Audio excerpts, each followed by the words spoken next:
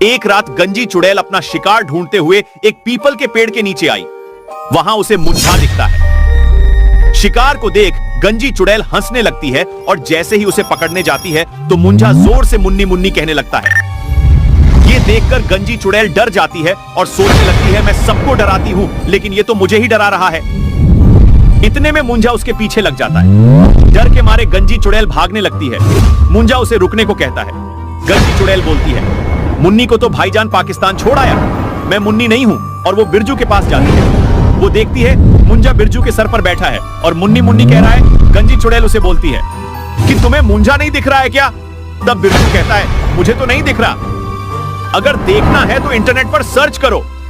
ये सुनते ही गंजी चुड़ैल इंटरनेट पर खोजने जाती है कि मुंजा कौन है, और आप भी खोजो और बताओ कि वो मुंजा से कैसे बचे। जैसे ही सिरकटी चुड़ैल बिरजू के पास आती है, बिरजू कहता है मैंने गंजी चुड़ैल के सारे पार्ट ढूंढ निकाले हैं, लेकिन वो जुड़ नहीं रहे हैं। सिरकटी चुड़ैल कहती है ये बातें मुझे क्यों बता रहा है, तू चुपचाप मेरा खाना बन जा, मैं तुझे थोड़ी ही देर में खाने वाली हूँ। लेकिन बिरजू कहता है अगर तुमने उसे जोड़कर दे दिया तो अगले 1 साल तक का खाना मैं तुझे ला कर दूंगा। चुड़ैल मान जाती है। दोनों गंजी चुड़ैल के पास आते हैं। सिरकटी चुड़ैल कुछ मंत्र पढ़ती है। उसके जादू से गंजी चुड़ैल के सारे अंग जुड़ने लगते हैं। जैसे ही गंजी चुड़ैल के सारे पार्ट जुड़ जाते हैं, वो उठकर खड़ी हो जाती है। उसे बहुत भूख लगी थी। तभी वो झट से सिरकटी चुड़ैल को निगल लेती है और उसका पेट भर जाता है। वो समझ जाती है कि बिरजू ने ही उसे जिंदा किया है। वो उसे पूछती है, बोल तुझे क्या चाहिए?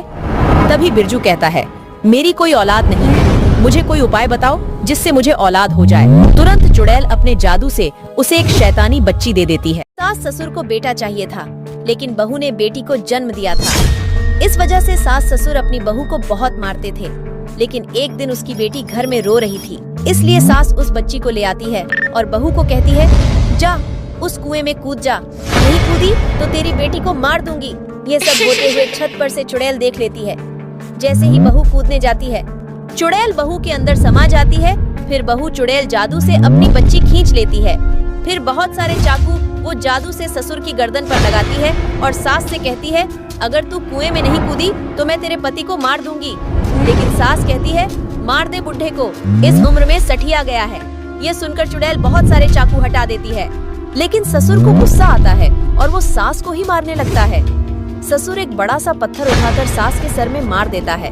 पत्थर से सास वहीं पर मर जाती है। फिर चुड़ैल बहू के अंदर से बाहर आती है और ससुर को उठाकर कुएं में फेंक देती है। ससुर का भी राम नाम सत्य हो जाता है। एक दिन गांव में 2 खोपड़ी वाली चुड़ैल आ जाती है। जो भी उसकी आंखों में देखता था वो वहीं पर पत्थर का बन जाता था। एक दिन सरजू देखता है कि चुड़ैल की आंखों में देखने पर लोग पत्थर बन रहे हैं। सरजू दौड़कर जंगल में एक आंख वाले बाबा जी के पास जाता है और उन्हें सब कुछ बता देता है। बाबा जी उसके साथ जाते हैं और एक जाल बिछाते हैं जिसमें बिरजू एक पेड़ से बंधा होता है। जैसे ही चुड़ैल वहां आती है, चुड़ैल उसके पास जाती है। बिरजू की आंख खोलने से पहले बाबा जी उस चुड़ैल को आईना दिखाते हैं। जैसे ही चुड़ैल खुद को आईने में देखती है, तुरंत वो पत्थर में बदल जाती है। उसके पत्थर में बदलते ही उसका काला जादू हट जाता है और सारे लोग पहले जैसे बन जाते हैं।